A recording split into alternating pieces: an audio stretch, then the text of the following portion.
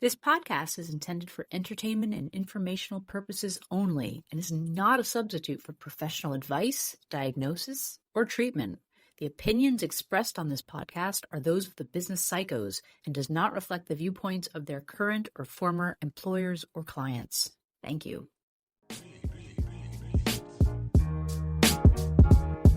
It's the business psychos, and today we're gonna talk it out. The podcast about what execs shouldn't talk about. Connecting executives and those who aspire. We're here to have a conversation, yeah, we're gonna light the fire. It's the business psychos. Yeah. The business psychos. We are back for episode 14, and I am actively trying to keep my head. We got a lot of feedback that my head was really massive compared to yours. So I'm really trying to keep it like as I'm zooming in and out. But I think one of the things that is part of the reason that I lean in is because I should be wearing glasses. And yeah. So we did that. We have an episode. See the screen. We have an episode where you're wearing glasses, and I have one where I'm wearing glasses. I forget which one that was. And it really made a big difference for me because I remember being like, "Oh, this is what it's like to have vision." But I will say right now, it is plausible deniability because I am kind of distance blind, and so I can sort of. It's just like people aren't just like far enough away. I can't even really distinguish who they are. So it gives me an excuse when I seem like I was being sort of, I have everything at like 180 magnification so, on my monitor right now, so I don't have to wear my glasses. Okay, that's the hack that I was looking for. Yeah. So, yeah. Well, okay, so for my banter point before we jump into the episode today is that this weekend I watched Alien. The first one was Sigourney Weaver. Have you ever seen that? Yeah, like a bazillion years ago. Really? I'd never seen it. Really? And so, yeah, and I was inspired to see it by all the memes right now that are pointing out the cat lady who warned everybody. Yeah. And she's the only one who lives with her cat. Yeah. So, of course, I was like, well, this is a movie I'm going to check out. Yeah, it doesn't. Yeah. I think they have your algorithm pretty down, Katie. My algorithm is like it's actually so sobering to see that it's a wall of cat content. It's just childlike. So childish, it's childlike. I was at a. It's cultivated. I'm going to challenge you and say it's cultivated. It's cultivated. Yeah, I was at a business meeting. With literally not people I know very well, and the sort of get to know each other sort of chat part, they were talking about their kids and slang, and I knew all the slang, and I was like, well, there's this too, and they said, do you have kids? I do not have kids. I am a middle-aged internet child, but yeah, but I have so many lowbrow interests. I mean, it's just kind of off the charts. And, sometimes I think people track me as being not that way. But as far as a lowbrow recommendation, and you've already suffered my relentless promotion of this, and I'm going to say the artist's name, and it's immediately going to lead to, people sort of their eyes sort of glazing over. But Kesha's album, she has this album called Gag Order, and it's been out for like a year or so, and it is so good. I can't believe it. I know Kesha has right. I know. I'm aware of Kesha. I have to say I'm not a big listener, but that's because my own algorithm is filtering this stuff out. So I will take your recommendation and I will report back. Yeah, so it was an algorithm thing that Kesha came through just for she's a new song. But when I looked her up on Spotify, there was her old album, and I started listening to it, and I was like gobsmacked. It's so good. It's becoming my album of the summer. It's just this really low key, but also like pop banger kind of album that has a lot of content that I think and I have my own projection into this. I think people who are interested in the kind of stuff we talk about in the podcast, or at least a sliver of them, would find enjoyable. But what do I know? What do I know? Tell me I'm wrong. Can I offer something for you that we've already talked about, but I'm gonna throw it in there. Yeah, please. House of Dragon. So good. House of Dragon. Okay, I'm gonna read it down. So yeah, I went to the beach yesterday with some friends, and you know, you go to the beach and you can actually hear really well around you. Like, you can hear everyone's conversations. I can't help. I'm like fascinated. Like, what are they saying? So I was sat near some people. I was reading, and then I heard somebody. It was like a group of like, I don't know, like 10 or 11 people, all different ages, and I hear some guy just go, "Anybody watching House of Dragon?" And I almost wanted to be like, "Me, over here, can I talk to you, stranger?" And then there was some girl in his group that went, "I haven't seen any of the Lord of the Rings." And I was like, "Oh my God, that's offensive on two different dimensions. It's neither Lord of the Rings, nor is it Game of Thrones. You've offended me twice. And I don't even know you." Like, hello, beach stranger. I just wanted to go over to that guy and say, "Come sit by me. I'll talk to you about this." It's like, and it's like, for anyone who's out there, like, it's a show that's so creative, and it's not super easy. It's one of these things that it's not a show you can sit on your phone during. It's like, I'm just going to tell you that, like, you need to be all in, you need to pay attention. Okay. Which I think a lot of programming right now is actually being created with the understanding that people are also on their phones. So I think, like, things are shorter, things are, I don't know, like they're either extracted longer. You know, there's either like an eight episode series that could probably be 4, but they kind of just drag it out. Repeat the content over and over again. It's like, yes, I know, just stop repeating yourself. But this is heavy, and it's like multi-generational, and the names are very similar. Aegon, you know, Daemon, Rhaena, Rhaenyra. Like, it's you have to pay attention, but it's worth it.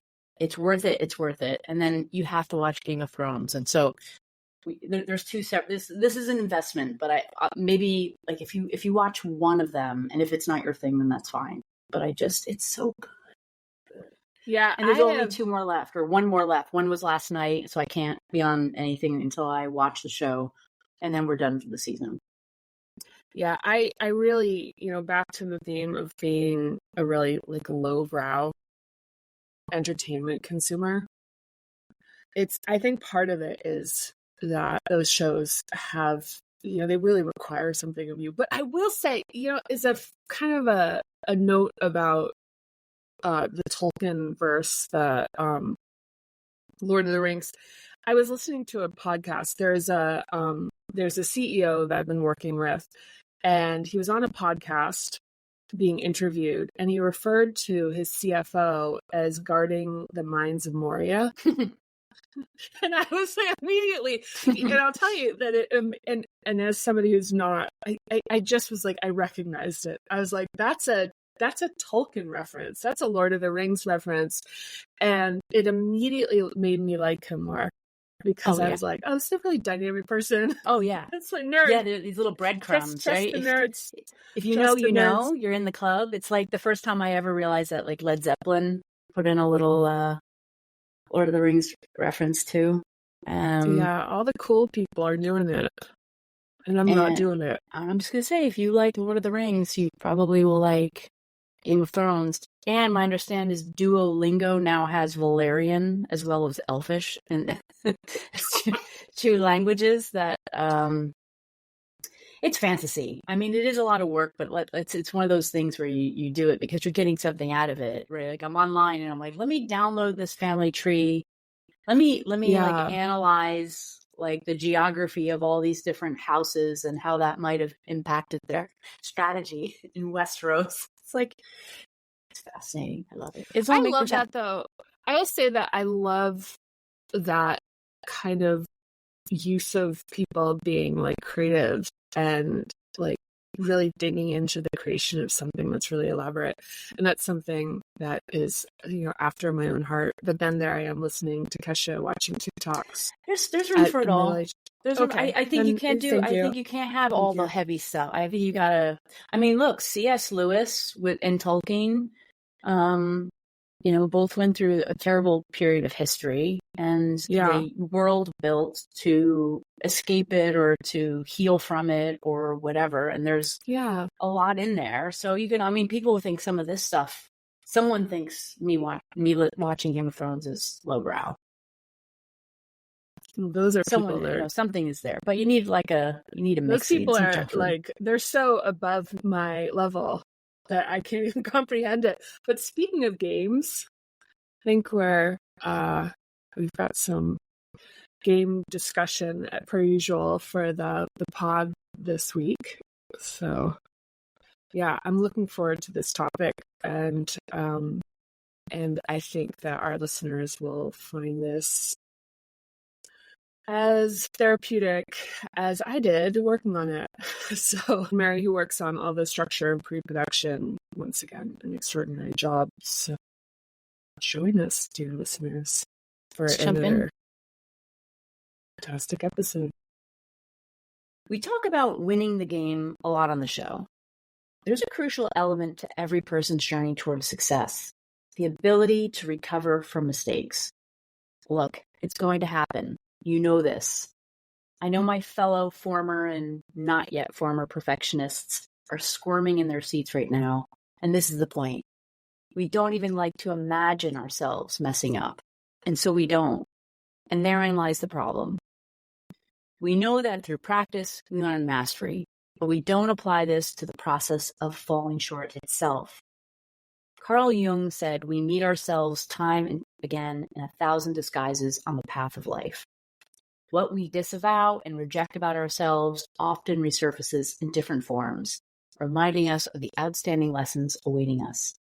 Success requires a solid understanding of oneself. Having deeper understanding of what makes you tick, how you react in different situations, including when things go wrong, will benefit you both personally and professionally. Hang tight, psychos. We'll be right back.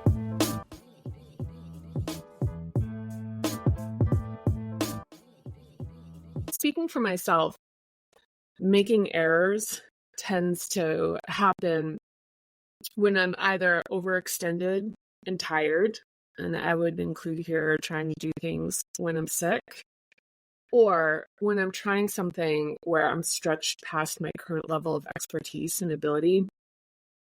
I notice that if I feel disproportionately bad about the mistake, it has to do with believing that I was supposed to be something that I'm not. Like, for example, not tired, not inexperienced. And this is typically combined with some aspect of a self-awareness and a communication gap, not being upfront and honest with myself or others or both. So I want to make a case for the role of self-awareness in both avoiding mistakes and correcting and recovering from them.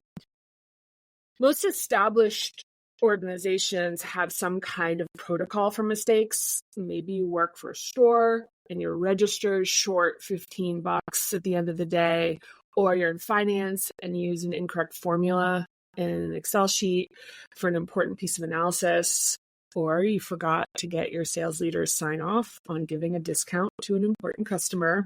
There may be a set of procedures to go through after a mistake.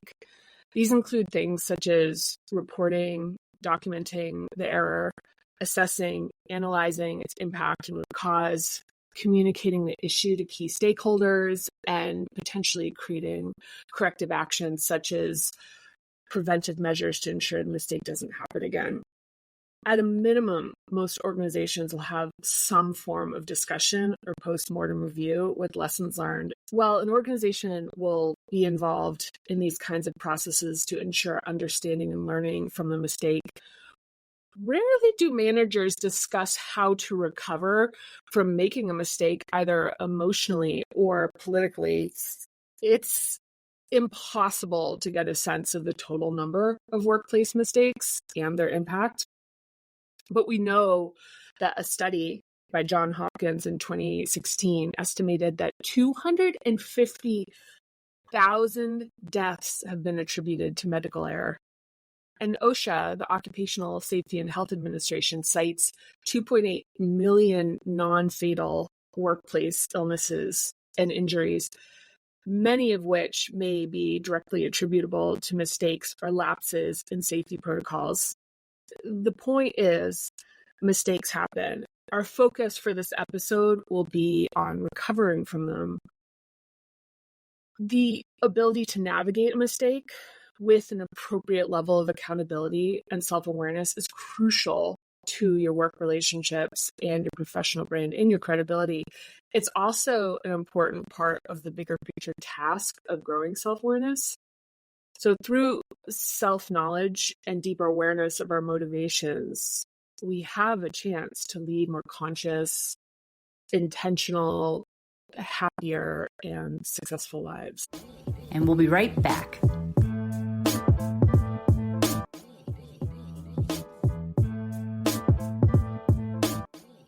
I had a young woman working for me some years ago, let's call her Evie, who was very bright and had a lot of potential. She'd worked her way up in the company and had a grit and determination that I admired. I was aware that she needed support, but also opportunities to stretch and grow. And I remember being very thoughtful at the time about getting this balance right. I didn't want to push her too far or fast because we were in a hyper-competitive and high-performing environment. So my group held a global offsite every year. These were extensively planned 3-day events with a good mix of business talk, personal interaction, and bonding. Since I designed the agenda and the itinerary, I offered to give Evie a short presentation slot on the last day so she could get some visibility and well-earned recognition for the internal projects she was heading up for me and the group. She was excited about the opportunity and shared with me what she had planned to discuss, a mix of operational improvements and some longer-term projects she was doing by herself. After our informal chat, she sent me 3 nice slides that she had put together. The quality of her presentation was strong, and she was extremely excited to be participating in the meeting instead of just helping organize it. Evie had a 10-minute slot at 3 p.m. on the last day. We'd lost some international colleagues who had to catch flights, so she had a smaller group to present to, maybe 20 colleagues, most of whom were from our office and knew her well. I introduced her. She came up to the front of the room, progressed her slide, and then something very odd happened.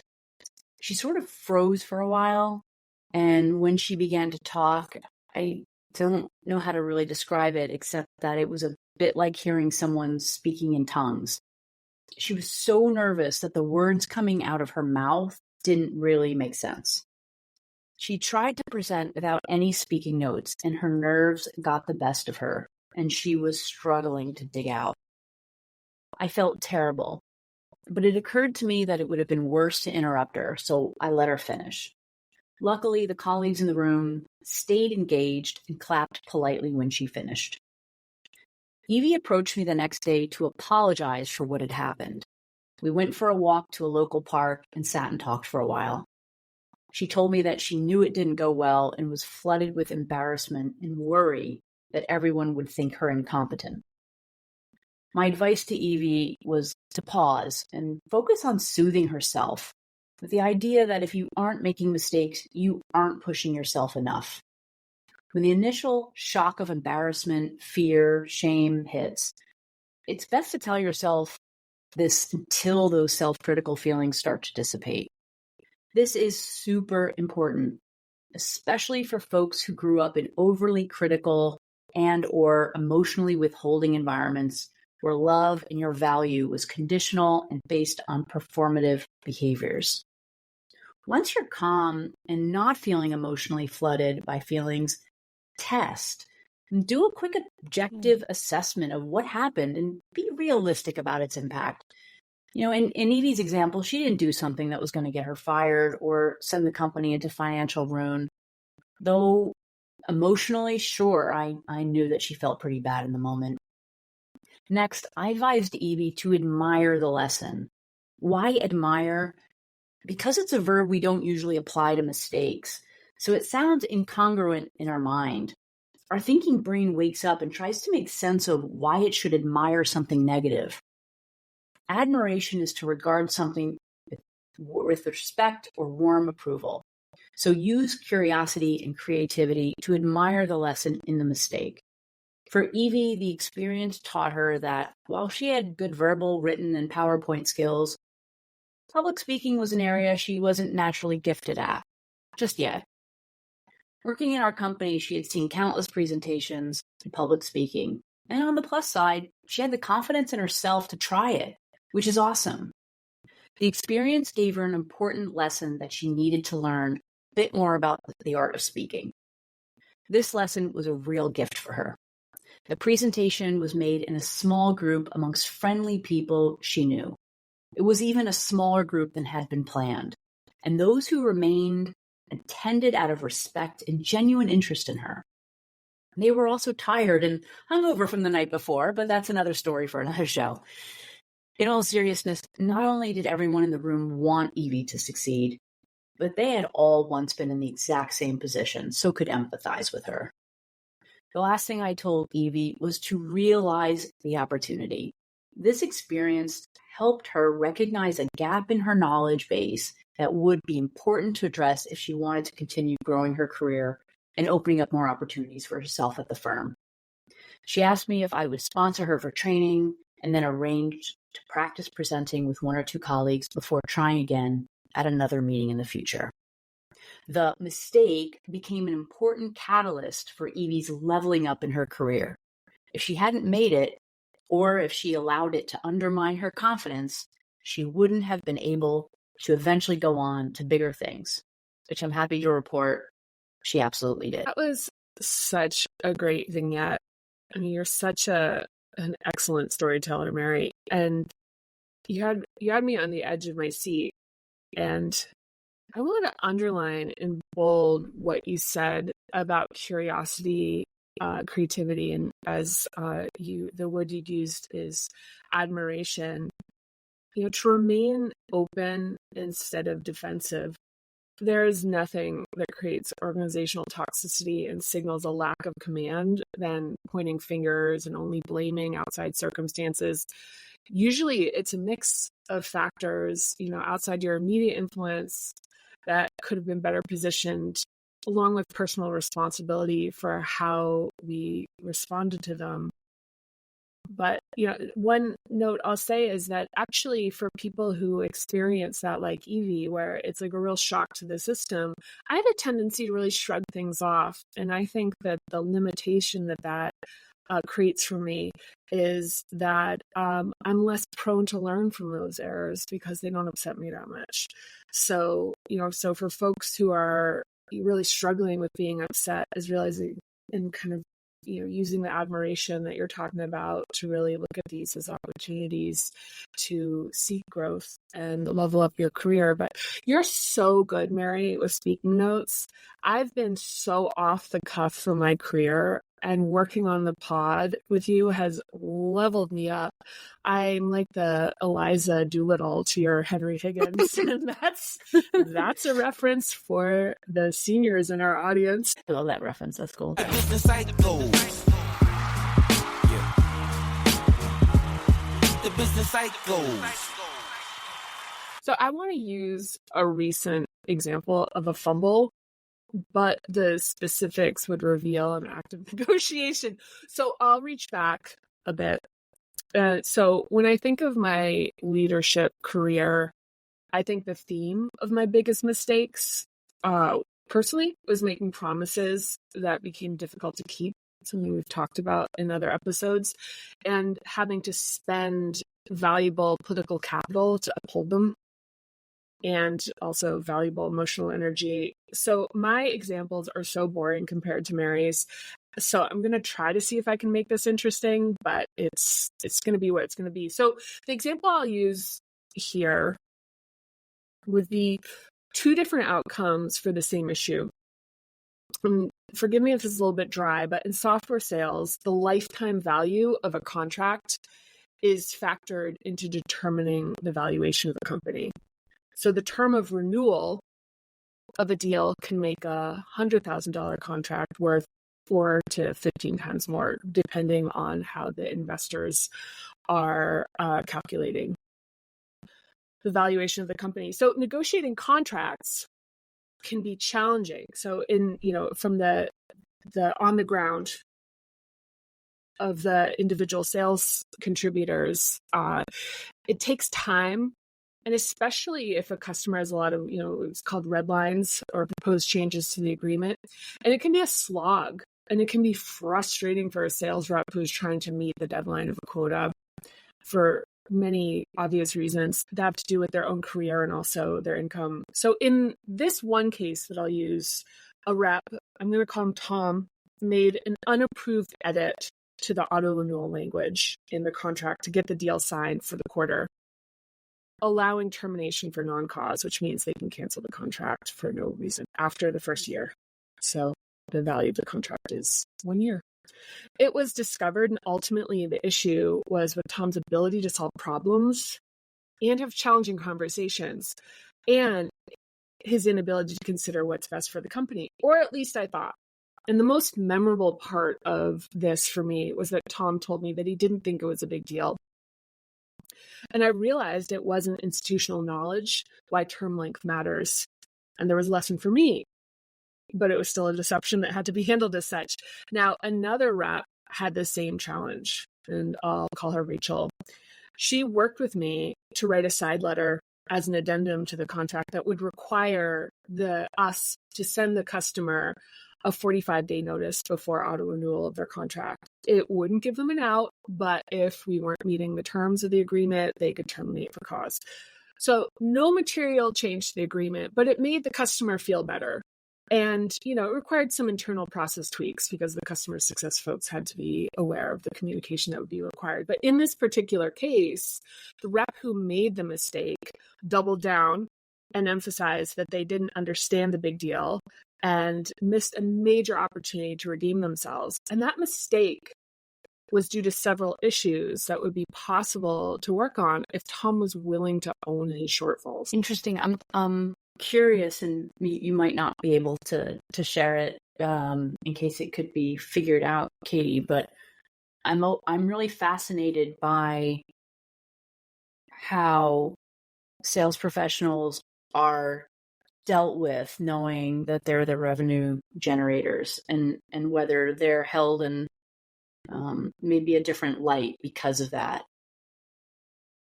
I've seen examples where mistakes from sales leaders are overlooked or minimized because their value is so high in the organization.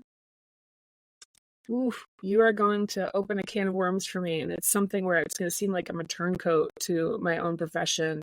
But I think that sales is one of the last bastions in companies where there's a convincing that it's some kind of like black magic and, sort of sorcery, when it's still very systematic, much like marketing became very data-driven. Sales has the same type of anatomy physiology where there's a process that's anatomical and like sort of very similar across all deals. And there's a physiology of it moving. And I do, to your point, I think that sales folks have subconsciously yet also intentionally set things up so that they're beyond reproach, because there's a lot of fear about holding us accountable and like what we could possibly do, in a sense that the power that we're exerting is vague and completely within our control and our understanding, that makes the rest of the organization sort of, have this sort of fearfulness of interrupting it. And I don't think that that's by accident.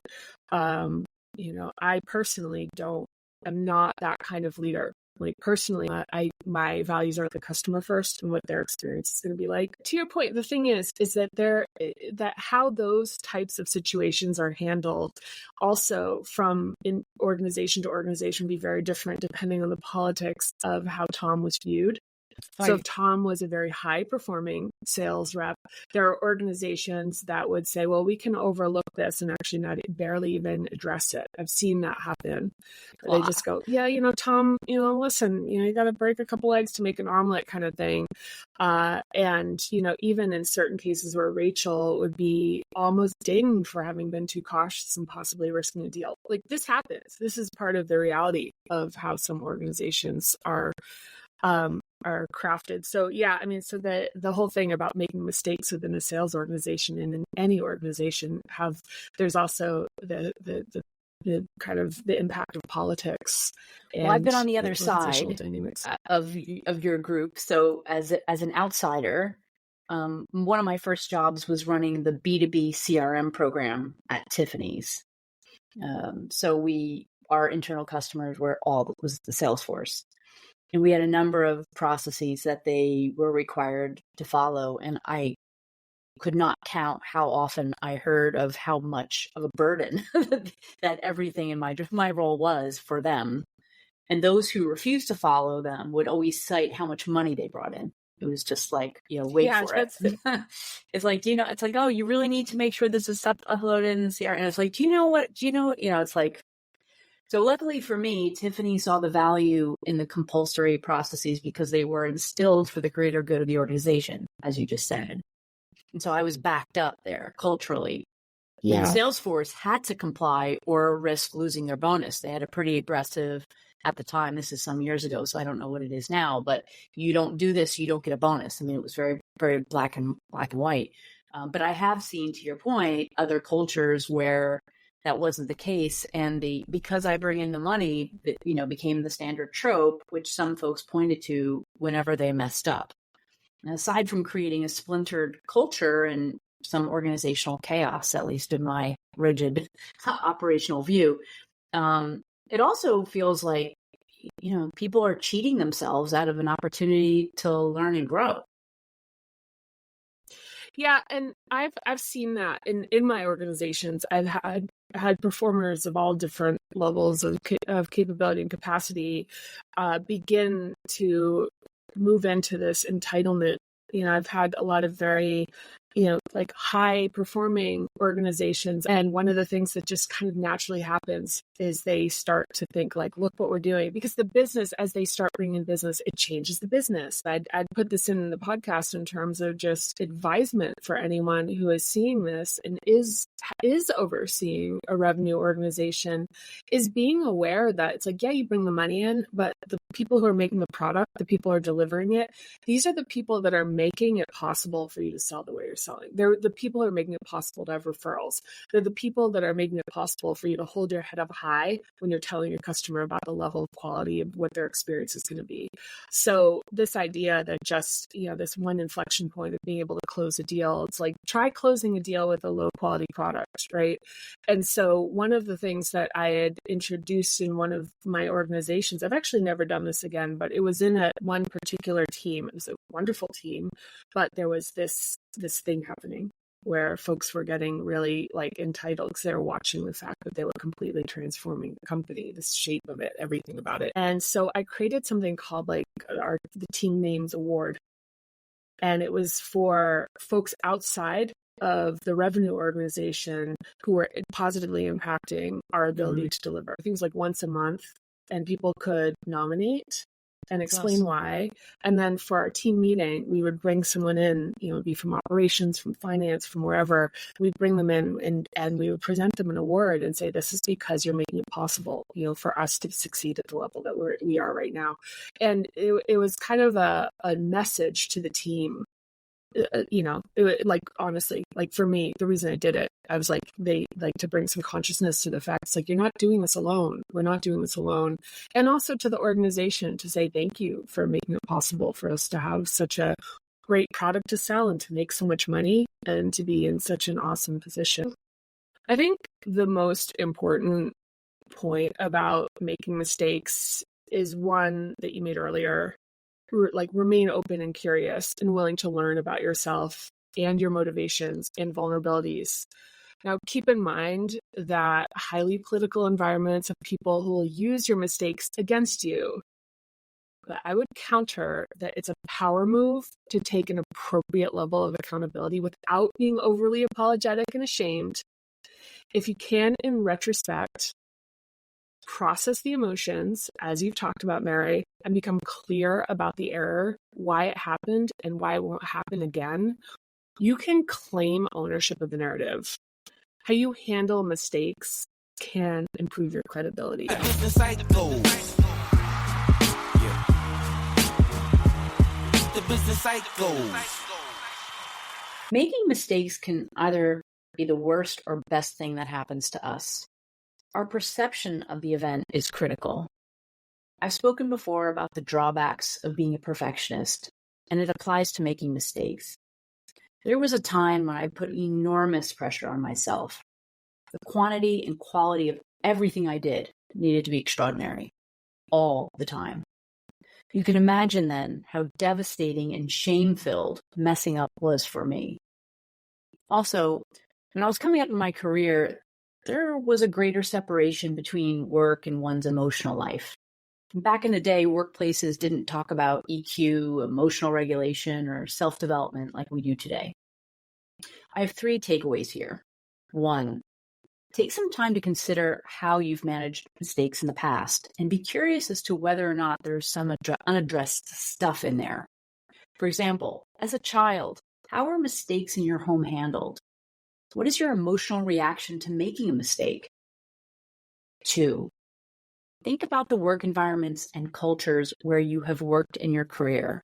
How are or were mistakes typically addressed? Is there an understanding that growth requires making mistakes? Or have you worked in toxic and retaliatory cultures where mistakes are weaponized? 3, prepare yourself for when mistakes happen by practicing. I recommend using the STAR approach. S, soothe. All right, a mistake has happened. Give yourself some love and support.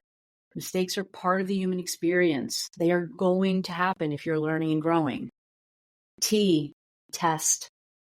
Assess the situation and the mistake's impact in an objective way. A, admire the lesson. Mistakes are surprises, which, when revealed to us, give us valuable information. Be curious, not ashamed. And R, realize the opportunity. Penicillin, chocolate chip cookies, potato chips, the pacemaker, silly putty, microwaves, cornflakes, inkjet printers, Post-it notes, and X-rays were all inventions realized because of mistakes. Even if your mistake doesn't result in a new product, chances are the process of making them will teach you something. Thanks for listening. If you enjoyed the show, please like, subscribe, and share with other psychos you know. We'd also love to hear from you, so hit us up on our socials. You can find us on YouTube, Instagram, and Facebook under @BusinessPsychosPod. Bye.